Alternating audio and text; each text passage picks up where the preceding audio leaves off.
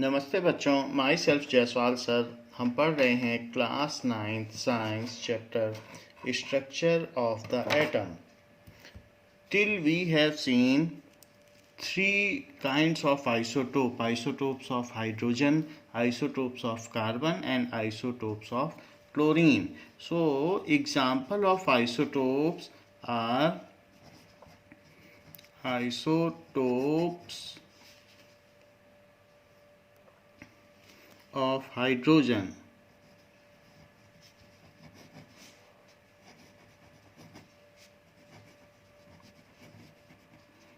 So hydrogen के isotopes हैं 1H1, 1H2 and 1H3।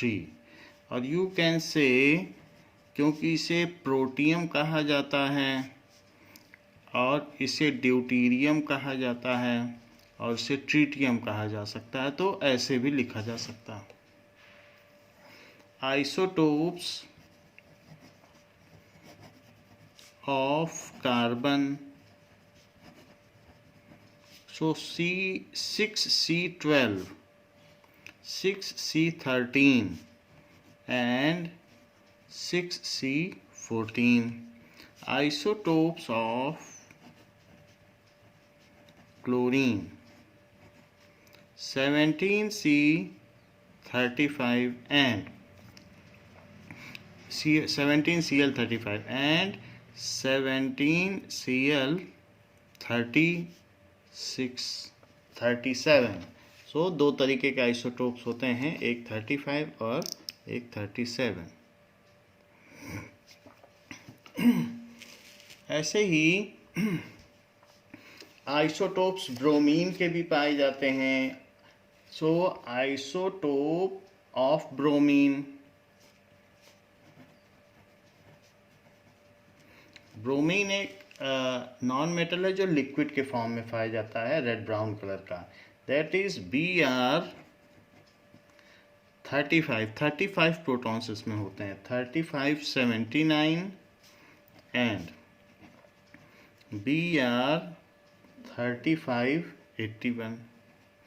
इनकी भी अपनी एबंडेंस होती है, तो नेचर में ये दोनों एक साथ ही पाए जाते हैं। कोई भी सैंपल होगा तो 49.7% उसमें ये वाला आइसोटोप होगा एंड जो सेकंड वाला है वो बचा हुआ होगा, दैट इज 50.3। दोनों मिलके 100% हो गए।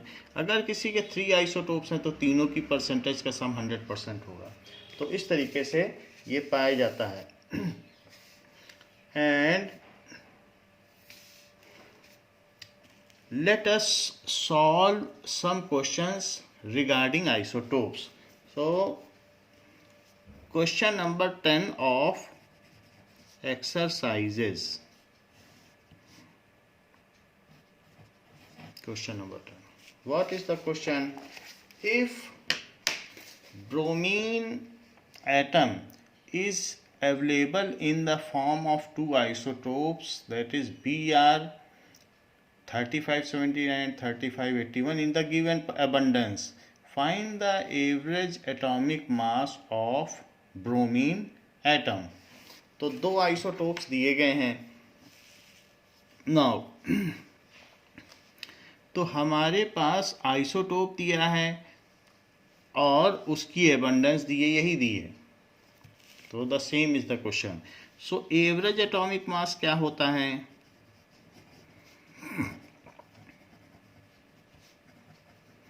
It is arithmetic mean of the atomic mass of all isotopes present in the sample, taking their abundance into consideration। उनकी जितनी abundance है, जितनी परसेंटेज है, अगर उसको कंसिडरेशन में लिया जाए तो उसका जो भी मीन होगा वही उसका एवरेज एटॉमिक मास होगा। ये डेफिनेशन हमने लिखा दी है।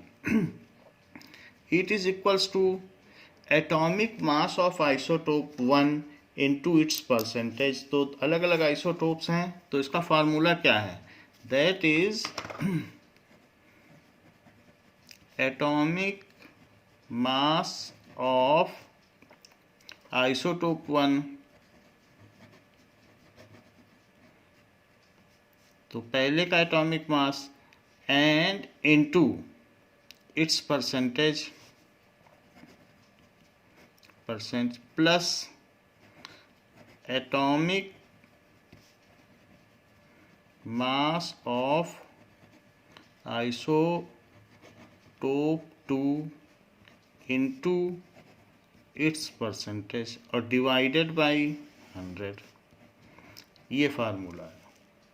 पहले आइसोटोप का एटॉमिक मास और उसकी परसेंटेज। तो पहले का एटॉमिक मास कितना है? 79U। So that can be written as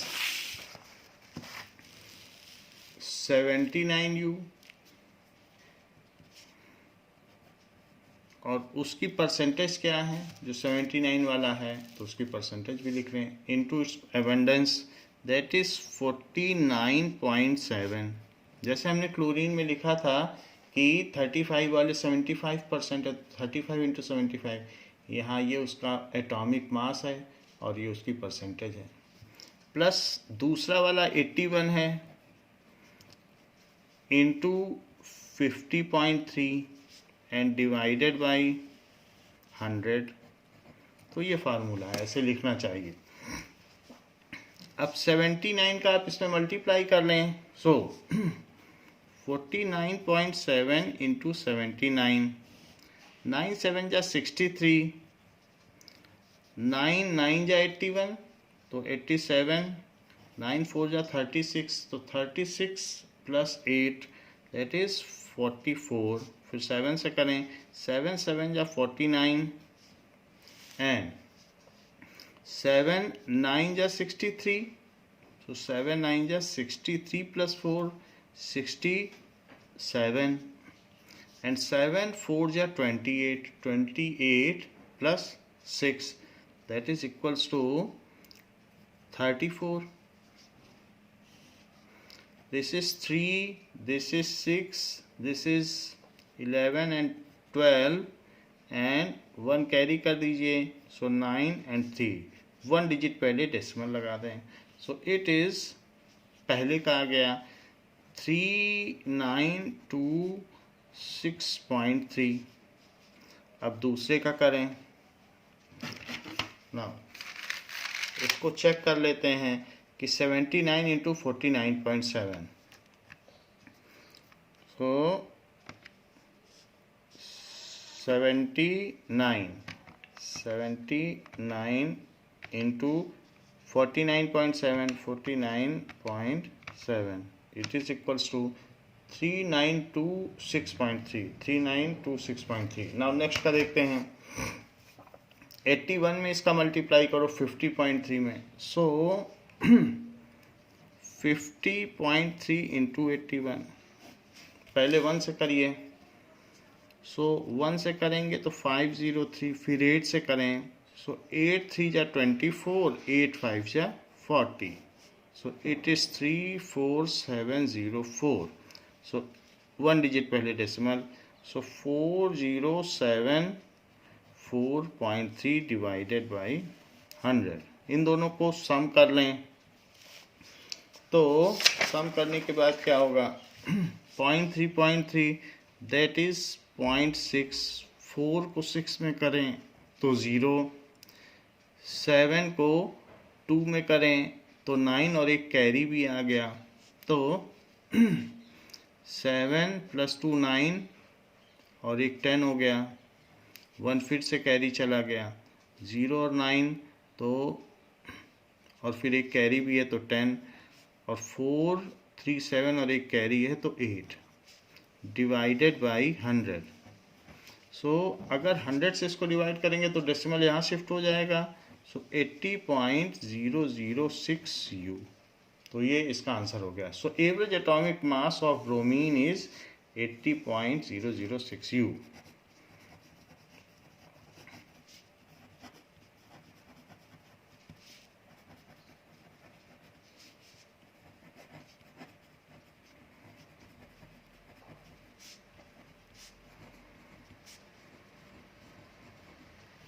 The similar question is based on the same formula is question number 11. The average atomic mass of sample of element is 16.2। Formula वही है लेकिन इस बार average atomic mass दे रहा है। What are the percentage of isotopes? दो isotopes हैं जो कि 8, 16 और 8, 18, ये ऑक्सीजन के आइसोटोप हैं, क्योंकि ऑक्सीजन का एटॉमिक नंबर क्या होता है? 8। तो 8, 16 तो हम जानते हैं, लेकिन उसका एक आइसोटोप 8, 18 भी है इन द सैंपल। तो दोनों की परसेंटेज पूछ रहा है। So it is given in question number 11 that there are two isotopes. So कौन कौन से हैं? Let percentage abundance of 8, 16, अगर हम इसको कुछ ले लें कि इसकी कितनी परसेंटेज है, x% है, तो जो बच गया दूसरा isotope, then percentage abundance of 8, 18 कितना हो जाएगा? 100 माइनस x। मान लो ये 40% है तो फिर ये 60% होगा, 100 माइनस 40 कर दो तो इतने परसेंट हो जाएगा। अब हम फिर से वही फार्मूला लगाते हैं कि इनका एवरेज एटॉमिक मास दिया गया है 16.2। So average atomic mass is equals to atomic mass of first isotope into its percentage plus atomic mass of second isotope, first isotope and second isotope का मास ले लिया।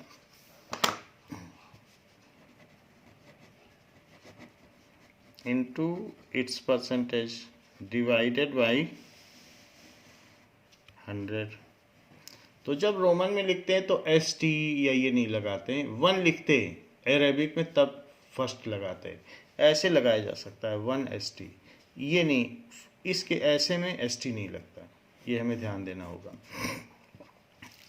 नाउ अब ये सारी वैल्यू रख दें। इसको हमने माना है इसका एटॉमिक मास कितना है, यहाँ देख लें आप, 16 है, तो 16U into x plus second वाले का 18, सो 18U into 100 minus x divided by 100। दोनों की परसेंटेज अबंडेंस और उनका एटॉमिक मास इंडिविजुअली जो भी है लिख दिया गया है। And it is given that average atomic mass is 16.2U, ऐसा दिया गया है। सो अब आप इन सबको मल्टीप्लाई कर लें तो it is 16xU। U word को स्किप कर सकते हैं, अदरवाइज हमने यूनिट का कैसे मैनिपुलेशन होगा वो सिखाने के लिए आपको U लिखा है। प्लस 100 का मल्टीप्लाई करोगे 18 में तो 1800U, 18 का x में करोगे तो 18xU डिवाइडेड बाई 100 है, 100 को यहाँ ले जाओ, 100 से इसको मल्टीप्लाई करोगे तो क्या होगा 1620, क्योंकि डेसिमल 2 डिजिट शिफ्ट हो जाएगा तो 1620U। तो 100 जब नीचे की चीज़ होती है तो दूसरी तरफ ऊपर पहुँचती है। अब जरा देखो, यह है 16x और यह है 18x। अगर इन दोनों को आपस में अलजेब्राइकली सॉल्व किया जाए तो आ जाएगा -2x, और ये है प्लस 1800U, तो प्लस 1800U, और ये कितना है 1620U। ये चीज़ इधर ले आओ तो 2xU हो गया, ये चीज़ उधर ले जाओ तो 1800U माइनस 1620U। अब देखें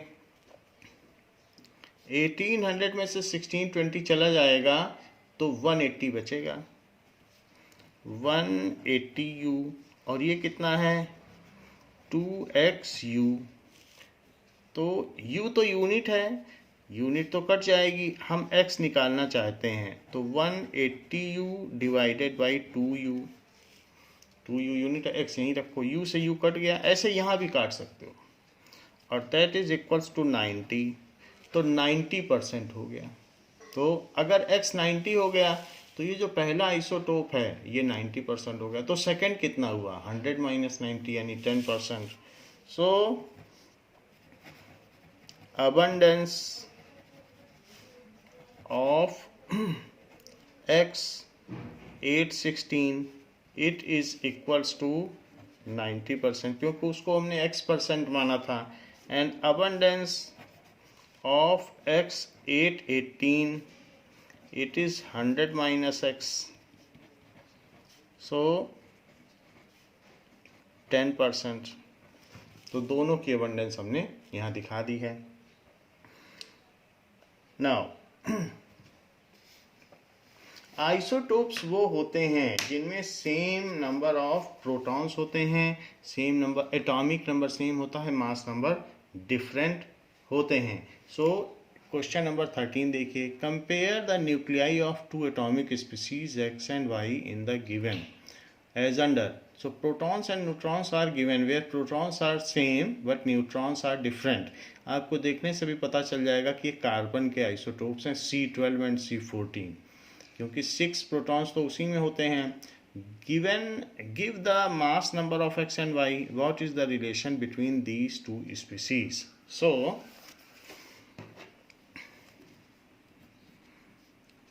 now this is the question number 13।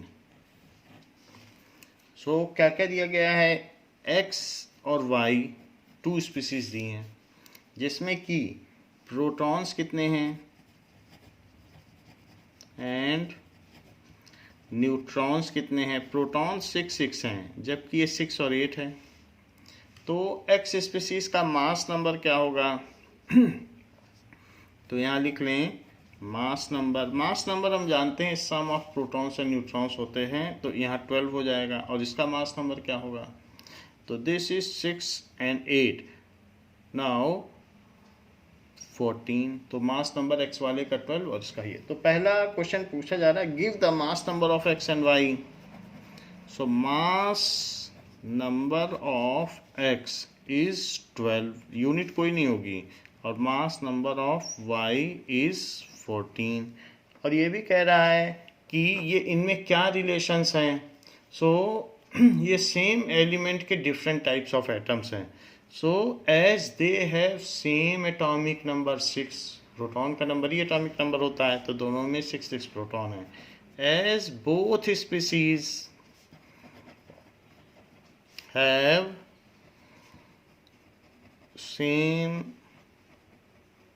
Atomic number 6 but different mass number,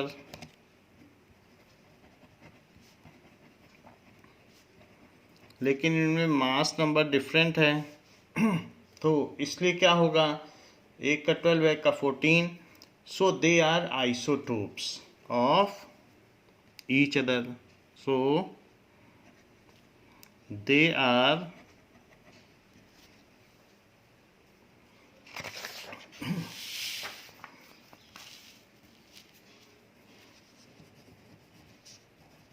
isotopes.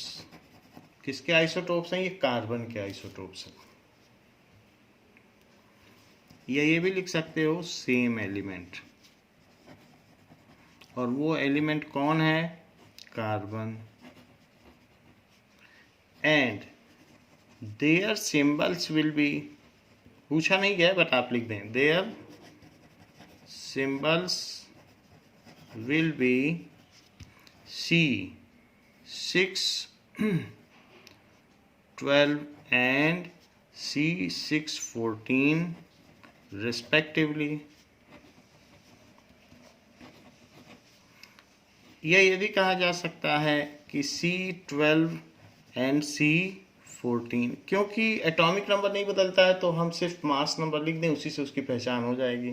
So this will be their symbols, ऐसा भी लिखा जा सकता है। Now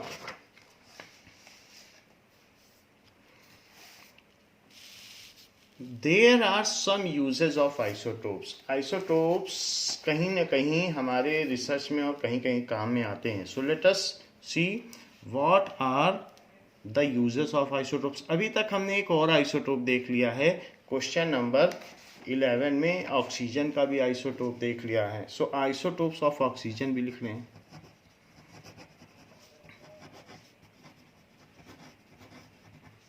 this is equals to 816 and 818। तो अभी ब्रोमीन का देख लिया, ऑक्सीजन का, क्लोरीन का, कार्बन का और हाइड्रोजन का। अभी तक हमने 5 काइंड्स ऑफ आइसोटोप्स देखे हैं।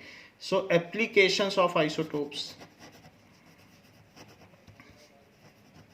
इनकी क्या उपयोगिता है? आइसोटोप्स को समस्थानिक कहते हैं। तो समस्थानिक के हमारे जीवन में क्या उपयोग है? Since the chemical properties of all isotopes are same, normally we are not concerned about it. But some isotopes have some special properties, उनकी varying physical properties होती हैं, तो उसकी वजह से they are useful in various fields. So first application is that isotopes of uranium is used as fuel in nuclear reactors. So isotope of uranium is used as fuel in nuclear reactor. That is, uranium का एक isotope है, वो है U92 और 235। तो इस तरीके से इसका इस्तेमाल किया जाता है। It is used in nuclear reactor 235। Now इसमें क्या होता है, ये अनस्टेबल रेडियो एक्टिव आइसोटोप है। तो इसमें से अल्फा बीटा गामा निकलेंगी और उनका इतना ज़्यादा, और इसका आप न्यूक्लियस का जो बड़े न्यूक्लियस है टूट जाते हैं छोटे छोटे न्यूक्लियस में। तो यूरेनियम क्या होता है कि अगर यूरेनियम पर हमने न्यूट्रॉन का बम्बार्डमेंट किया, इसी यूरेनियम पर, ये यूरेनियम है, तो न्यूट्रॉन का अगर हमने बम्बार्डमेंट किया, न्यूट्रॉन में तो कुछ एटॉमिक नंबर होता नहीं, सिर्फ उसमें मास नंबर होता है। तो अगर हमने न्यूट्रॉन, ये न्यूट्रॉन है, इसका बम्बार्डमेंट किया तो बड़े न्यूक्लियाई जो अनस्टेबल होते हैं वो टूट जाते हैं। तो ये बेरियम में टूट जाएगा और क्रिप्टॉन एक नोबल गैस है, इसमें टूट जाएगा। और साथ में 1 न्यूट्रॉन डाला था, लेकिन इसमें से 3 न्यूट्रॉन्स निकलेंगे, ये टूट फूट हो गई, इसमें हल्के हल्के न्यूक्लियस में बदल गया और साथ में 3 न्यूट्रॉन और निकले, और प्लस बहुत सारी एनर्जी निकलती है। इस एनर्जी से वाटर को बॉईल किया जाता है और बॉईल करने के बाद उससे बिजली बनाई जाती है, इलेक्ट्रिसिटी, क्योंकि one kind of energy can be converted into other, हम जानते हैं एनर्जी ट्रांसफॉर्मेशन से। तो जब heavy nucleus breaks into lighter nuclei, तो इस न्यूक्लियर रिएक्शन को न्यूक्लियर फिजन कहते हैं। तो ये न्यूक्लियर फिजन हो गया।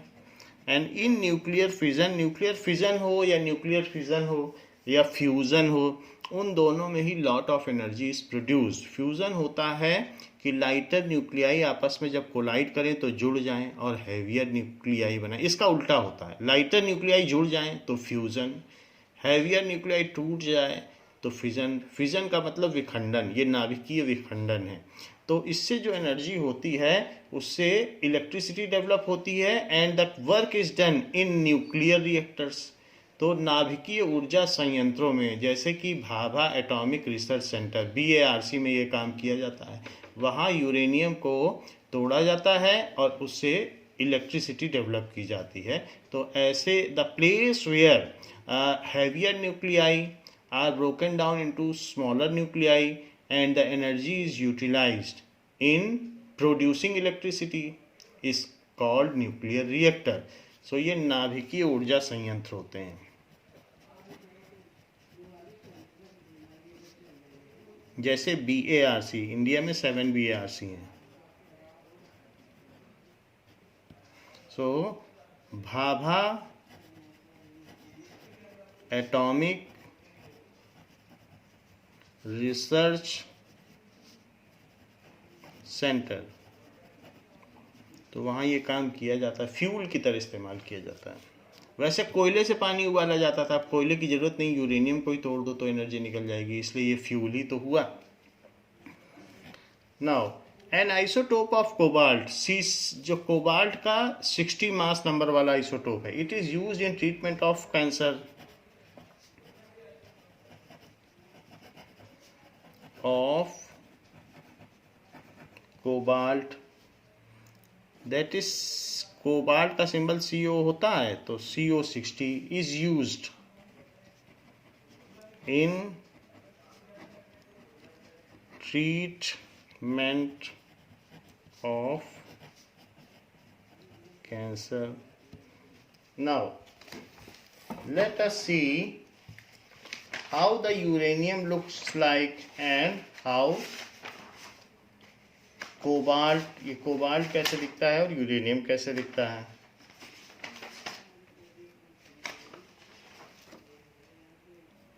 Let us see, this is uranium. It is very heavy. इसको उठाने में बहुत मुश्किल होती है, और ये न्यूक्लियर रिएक्टर्स हैं जहाँ पर न्यूक्लियर पावर प्लांट, जहाँ पर इलेक्ट्रिसिटी डेवलप की जा रही है. So this is nuclear power plant and this is uranium.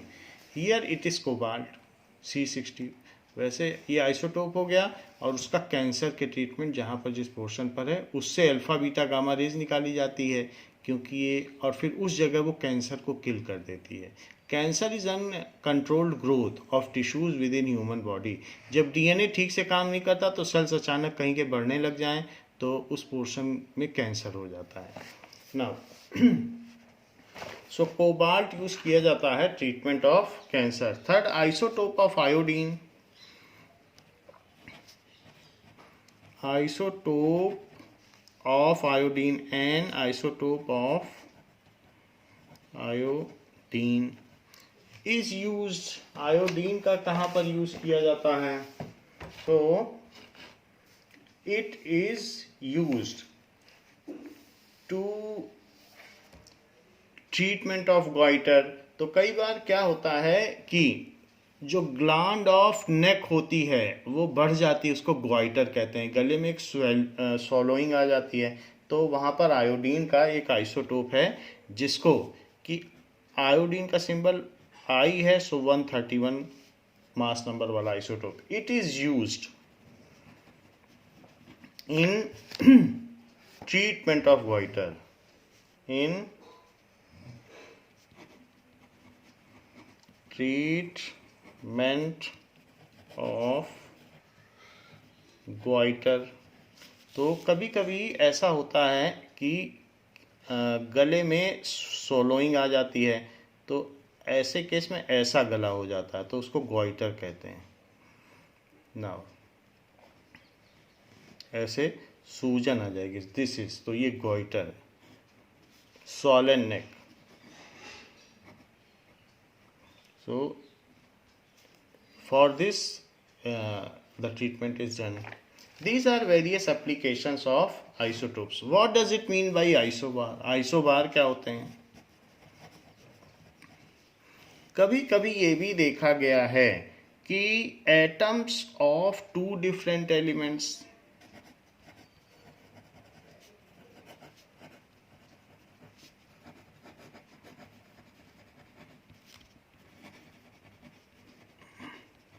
Having, तो अगर डिफरेंट एलिमेंट्स हैं तो उनके एटॉमिक नंबर अलग अलग होंगे, उनमें प्रोटॉन्स भी अलग अलग होंगे. तो having different atomic number,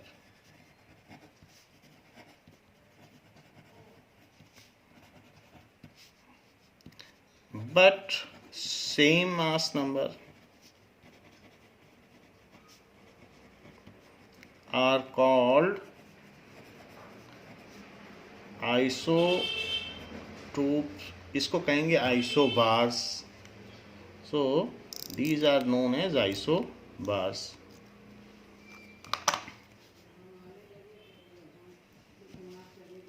now जैसे कि आर्गन. सो आर्गन का सिंबल 1840 है, और कैल्शियम, तो कैल्शियम का है 2040. तो आप ये देख रहे हैं इन दोनों के केसेस में एटॉमिक नंबर क्या है? इसका तो 18 है और इसका 20 है, यही होता है एटॉमिक नंबर. अब इन दोनों में मास नंबर क्या है? सो मास नंबर 40 और ये 40।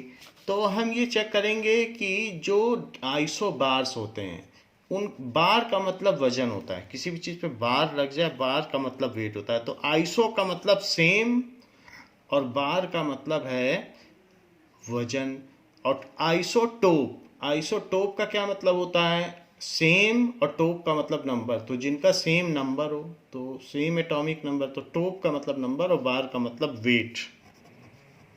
तो आइसो का मतलब सेम और इसका मतलब है बार का मतलब वेट। तो जिनका सेम वेट हो, तो आप देख लें दोनों में 40-40 है, तो दोनों का तो सेम वेट होगा, दोनों के एटम सेम वेट के होंगे।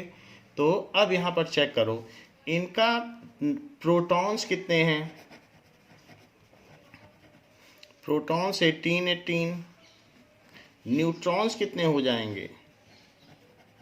तो मास नंबर में से प्रोटॉन्स हटा दो तो जो बच गए वो न्यूट्रॉन्स हैं। मास नंबर में से यहाँ पर कितना है? प्रोटॉन्स 20 लिखो, ये गलत लिख दिया है, तो प्रोटॉन्स यहाँ 20 लिखो। नाउ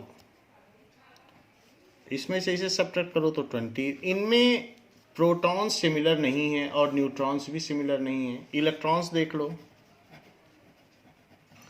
इलेक्ट्रॉन्स, इसमें प्रोटॉन 18 है तो इलेक्ट्रॉन 18, और ये 20 तो 20। ना तो इसमें प्रोटॉन्स दोनों में सेम है, ना न्यूट्रॉन ना इलेक्ट्रॉन, कुछ भी सेम नहीं है। अगर कहें तो सिर्फ इनका एटॉमिक नंबर भी सेम नहीं, मास नंबर सेम है।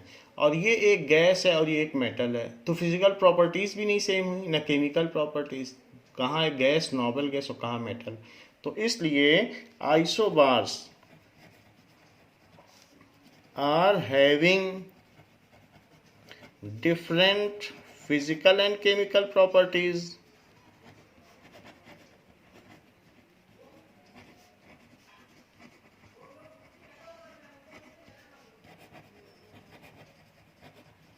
तो इनके physical and chemical properties different होती हैं। They have different numbers of protons, neutrons and electrons.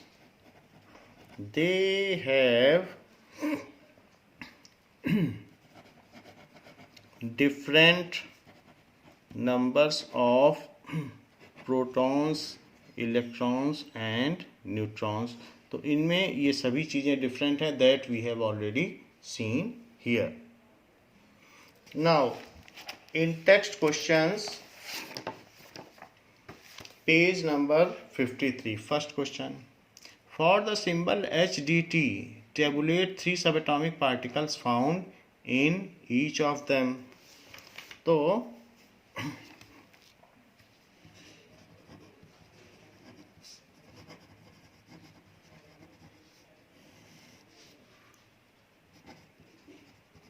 इन तीनों को टेबुलेट करना है कि कौन कौन कितने कितने सब एटॉमिक पार्टिकल्स पाए जाते हैं। सो HDT,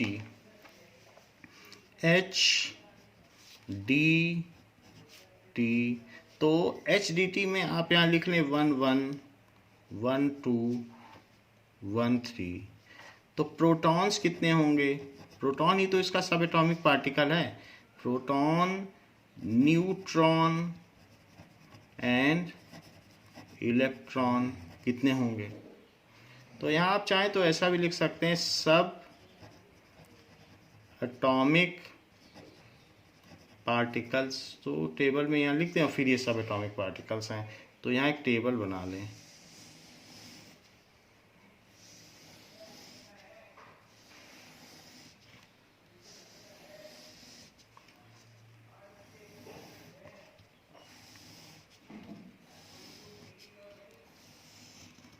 So this is protium, this is deuterium, this is tritium, and these all are isotopes of hydrogen element के हैं।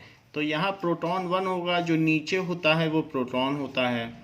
फिर न्यूट्रॉन, मास नंबर में से प्रोटॉन माइनस करो एटॉमिक नंबर, तो ये 0। इसमें ये क्योंकि प्रोटॉन प्लस न्यूट्रॉन है तो प्रोटॉन प्लस न्यूट्रॉन में से न्यूट्रॉन माइनस कर दीजिए, ये प्रोटॉन प्लस न्यूट्रॉन में से प्रोटॉन माइनस कर दीजिए तो न्यूट्रॉन आ जाएगा। तो 2 - 1 is 1, 3 - 1 is 2, 2 न्यूट्रॉन। इलेक्ट्रॉन उतने ही होंगे जितने की प्रोटॉन है। तो this is the table made for isotopes of hydrogen. Second question, write the electronic configuration of any pair of isotopes and isobars. So पहले isotopes low.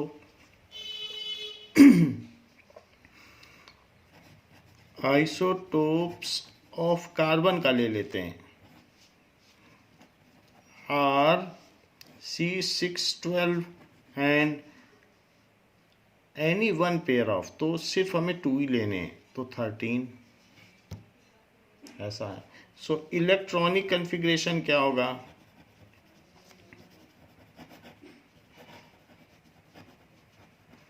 Of C612 is equals to 2 4, क्योंकि total 6 electrons ही हैं तो 2 और 4 हो जाएगा। Electronic configuration of 613 it is equals to 2 4, दोनों का same रहेगा क्योंकि इसमें भी 6 प्रोटॉन तो 6 इलेक्ट्रॉन, 6 प्रोटॉन तो 6। तो आइसोटोप्स में इलेक्ट्रॉनिक कन्फिग्रेशन नहीं बदलता। आइसोबार्स और ये तो हमने आइसोटोप की बात कर ली और अब आइसोबार की बात करते हैं। सो आइसोबार्स किसी एलिमेंट के होते नहीं हैं, तो इसलिए आर्गन लिखिए, that is 1840 and calcium 2040। So electronic configuration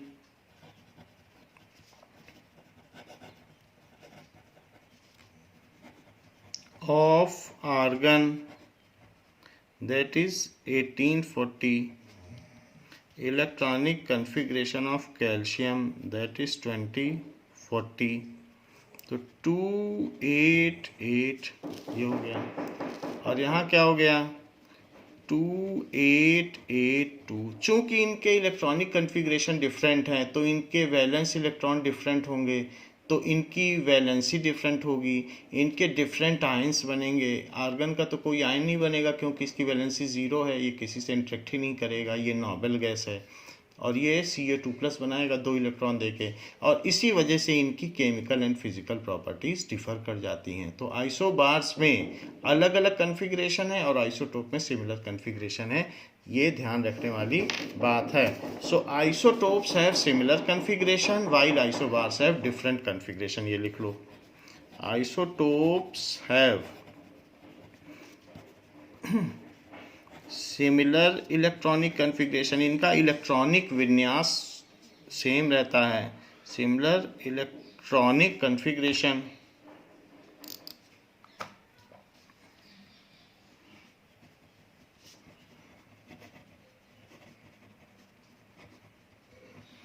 while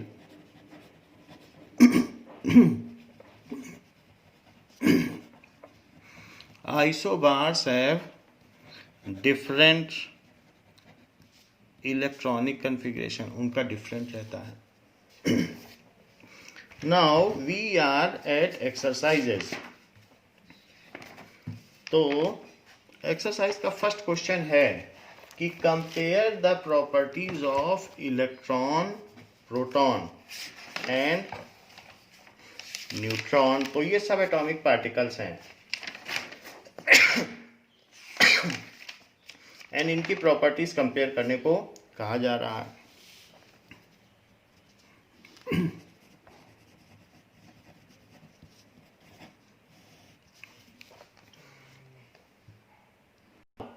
This is the table for electron, proton and neutron. So that we have already seen and made it in initial courses of video. So first question is comparing the properties कि किसमें कितना charge होता है, कितना मास होता है। They can be differentiated on basis of their charge and mass only. So यहाँ पर हम कुछ और भी चीज़ें लिखेंगे, किसी दूसरी तरीके से भी देखेंगे। मान लीजिए इलेक्ट्रॉन, प्रोटॉन एंड न्यूट्रॉन, तो ऐसे भी देख सकते हैं। So first property, electrons are negatively charge.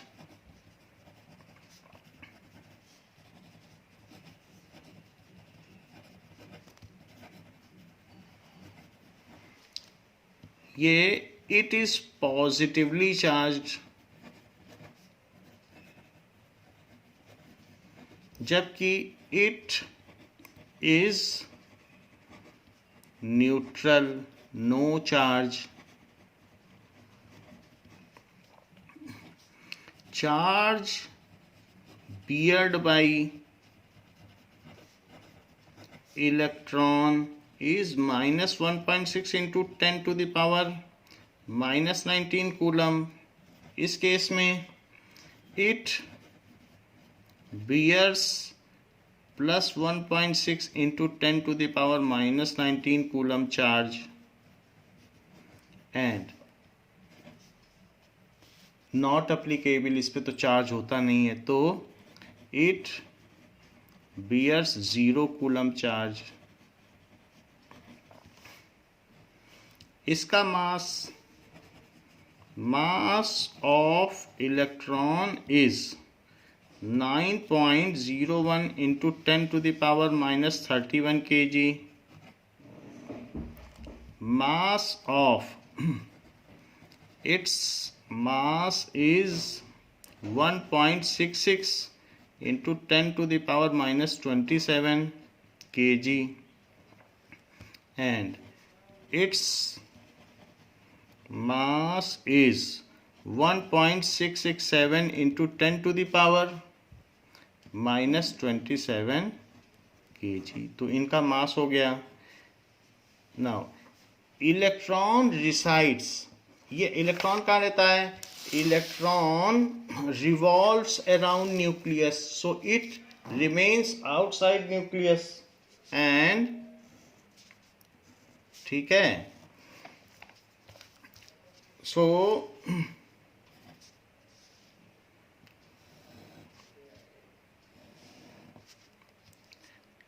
it revolves around nucleus, it remains inside nucleus,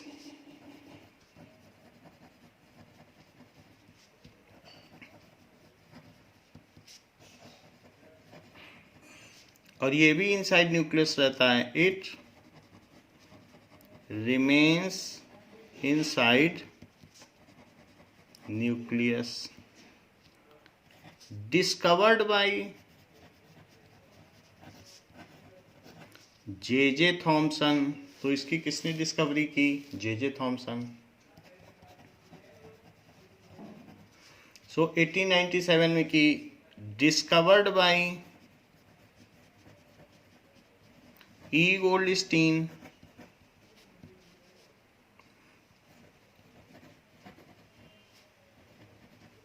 And it is discovered by James Chadwick।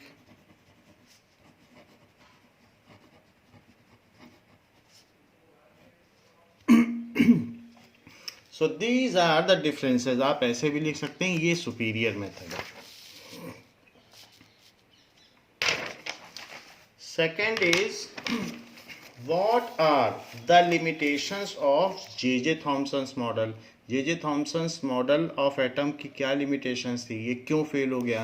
So as the model could not explain alpha particle scattering experiment of Ernest Rutherford, so it was fail. इसको हमने पहले लिखा दिया है कि क्यों fail हो गया।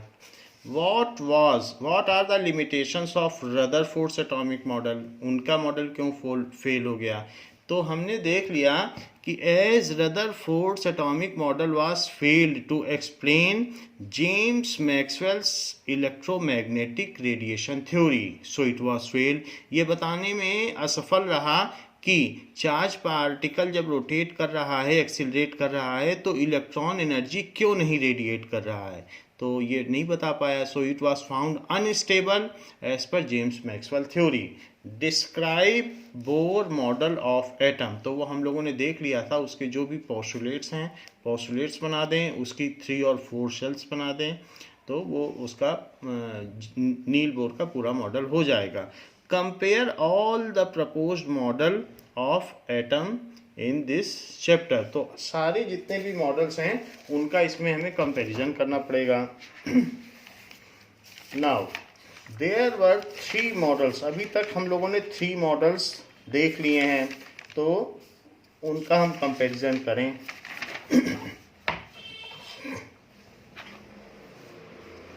So question number 5, first model is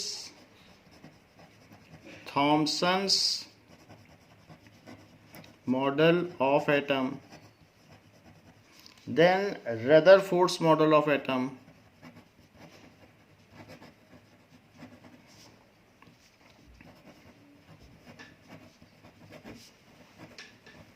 and Bohr's model of atom.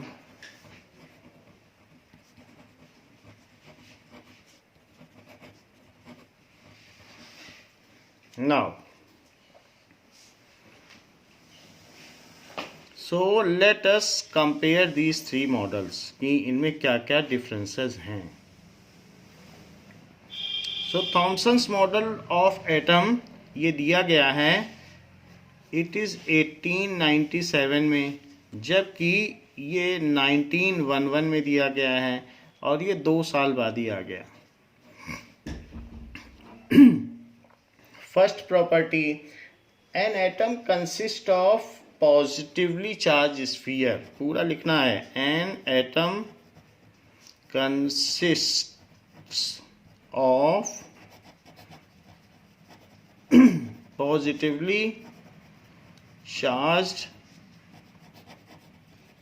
Sphere in which negatively charged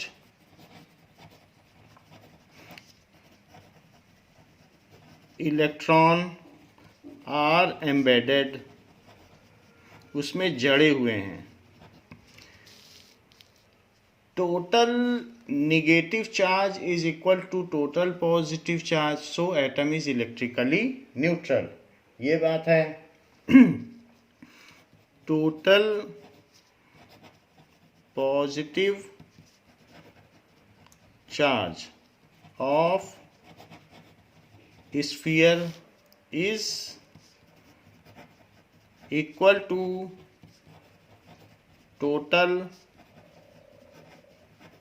negative charge of electrons. So atom is electrically neutral as a whole. So इसलिए atom is electrically neutral as a whole. जबकि इन्होंने जो बताया उनके basis पर, so atom has a very small positively charge nucleus.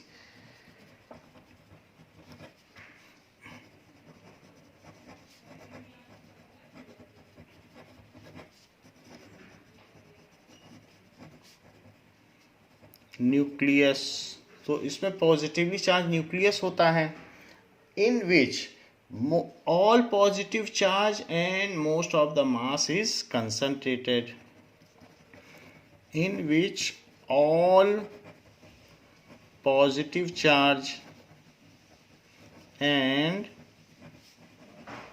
most of the mass is concentrated. Volume of nucleus is very small, so atom has a very small, ये यहाँ लिख दिया है तो इससे पता चलता है कि वो बहुत छोटा है, positively charge. And electrons are revolving around nucleus in well defined circular path called orbit. Electrons are revolving around nucleus in well defined circular path जिसे ऑर्बिट कहते हैं, कॉल्ड ऑर्बिट। सो इलेक्ट्रॉन और प्रोटॉन आपस में बंधे किससे रहते हैं? इलेक्ट्रॉन्स तो आउटर में हैं और प्रोटॉन है सेंटर में। तो electrons and protons are bound by electrostatic force of attraction. Electrons and protons are bound by electrostatic, जो चार्जेस के बीच में फोर्स लगता है उसको कहते हैं electrostatic force of attraction. So they are bound with it, इसी से बंधे रहते हैं। Next is Bohr's model of atom. In this atom में क्या होता है?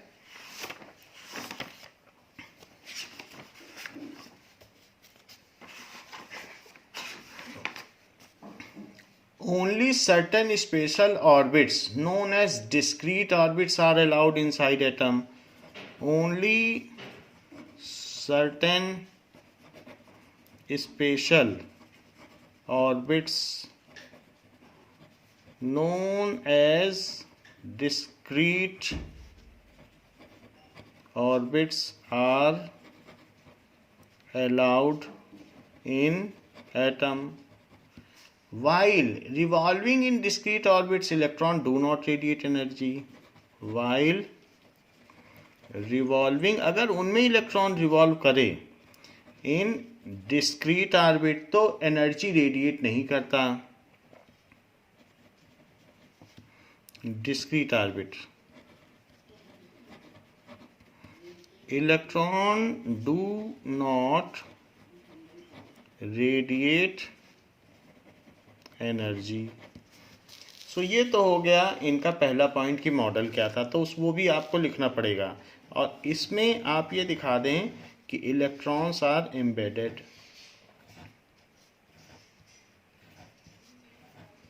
This is Thomson's model. Positively charge sphere,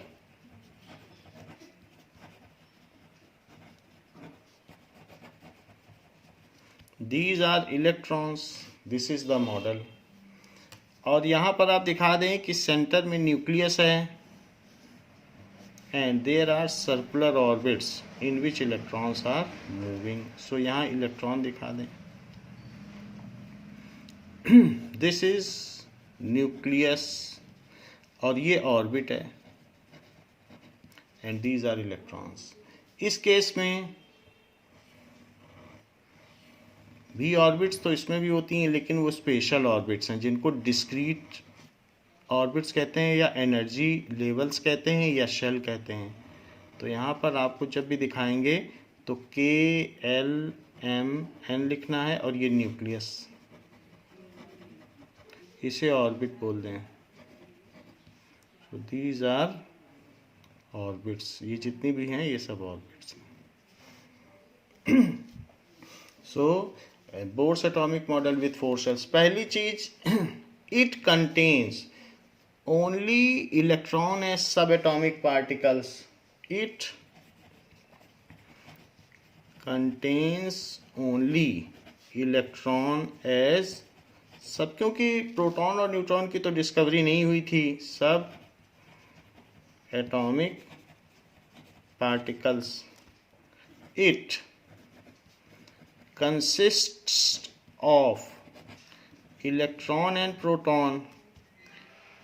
It consists of so it consists of electron, proton and neutron.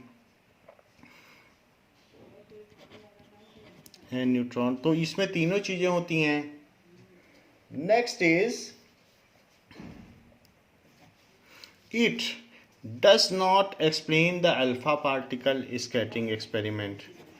It does not explain the alpha particle scattering experiment को ये explain नहीं कर सका।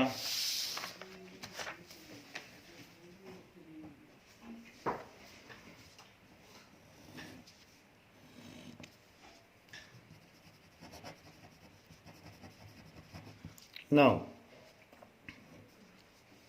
It, इसमें क्या था, it does not explains James Maxwell electromagnetic radiation theory, it does not explain James Maxwell electromagnetic radiation theory,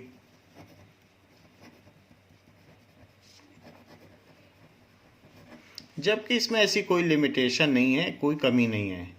it has a patch work, ये कहा जा सकता है, जेम्स मैक्सवेल ने कहा इस, ये पॉस्टुलेट है, इन्होंने बताया नहीं रीज़न कि अगर इलेक्ट्रॉन एक्सिलरेट कर रहा है, इनका भी इलेक्ट्रॉन तो अलग अलग ऑर्बिट पे हैं, पर रीज़न नहीं बताया कि क्यों नहीं एनर्जी रेडिएट कर रहा है, तो क्लियर कट रीज़न नहीं बताया। So it is a patch work on James Maxwell electromagnetic radiation theory. या ये कह सकते हैं जैसे कई कई बार कपड़े फट जाते हैं तो उसमें एक छोटा सा कपड़ा लगा दिया जाता है, उसको पैच वर्क कहते हैं। So it is a patch work on Rutherford's atomic model, कि भाई उनके में रेडिएट करती पर मेरे में नहीं करेंगी, ऐसा एक बात हो गई। On Rutherford's atomic model. So ये भी एक तरीके का जेम्स मैक्सवेल थ्योरी का सपोर्ट तो नहीं करता है, क्योंकि रेडिएट तो इसमें भी एनर्जी नहीं हो रही, तो कोई रीज़न तो बताया नहीं गया। ये क्यों फेल हुआ, वोर्स मॉडल हम आगे देखेंगे, अभी भी कुछ मॉडल्स हैं जो नेक्स्ट क्लास में आपको पढ़ाए जाएंगे।